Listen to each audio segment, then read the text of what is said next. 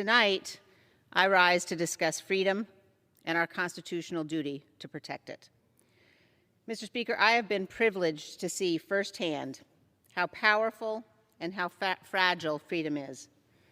28 years ago, I stood outside a polling place, a schoolhouse in Western Kenya. Soldiers had chased away people who were lined up to vote.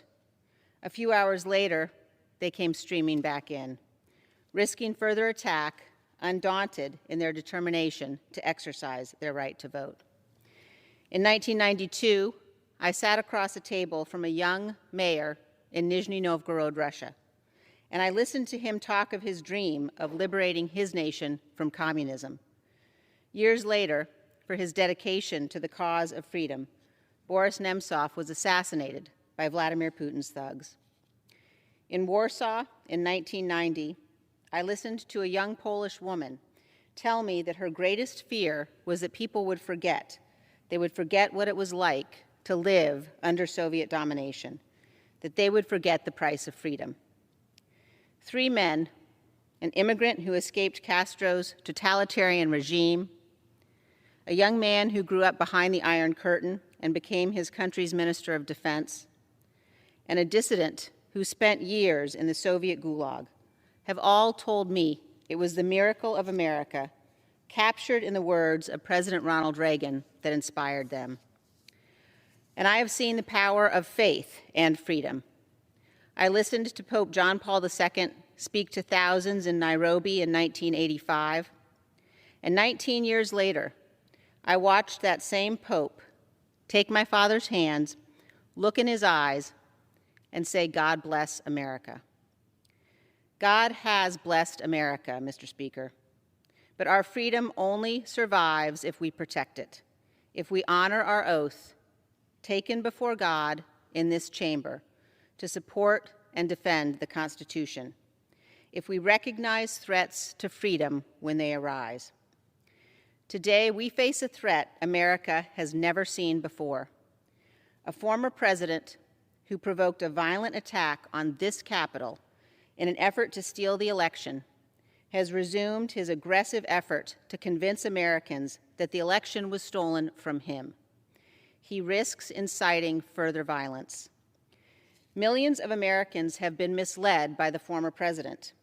They have heard only his words, but not the truth, as he continues to undermine our democratic process, sowing seeds of doubt about whether democracy really works at all. I am a conservative Republican, and the most conservative of conservative principles is reverence for the rule of law. The Electoral College has voted. More than 60 state and federal courts, including multiple judges the former president appointed, have rejected his claims. The Trump Department of Justice investigated the former president's claims of widespread fraud and found no evidence to support them. The election is over. That is the rule of law. That is our constitutional process. Those who refuse to accept the rulings of our courts are at war with the Constitution. Our duty is clear. Every one of us who has sworn the oath must act to prevent the unraveling of our democracy. This is not about policy. This is not about partisanship.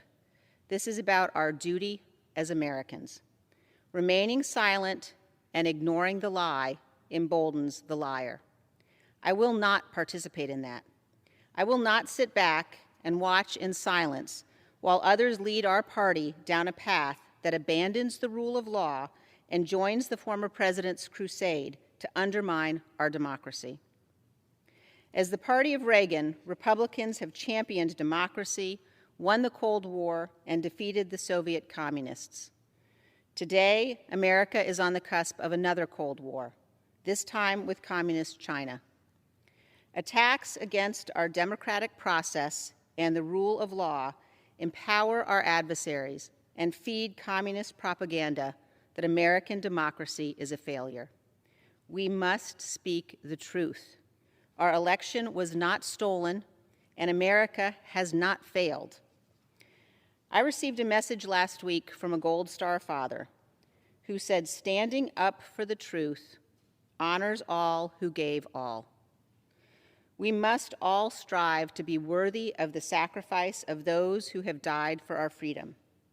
They are the patriots Catherine Lee Bates described in the words of America the Beautiful when she wrote, "O beautiful for heroes proved in liberating strife, who more than self their country loved, and mercy more than life." Ultimately, Mr. Speaker, this is at the heart of what our oath requires, that we love our country more, that we love her so much that we will stand above politics to defend her, that we will do everything in our power to protect our Constitution and our freedom that has been paid for by the blood of so many. We must love America so much that we will never yield in her defense. That is our duty. Thank you.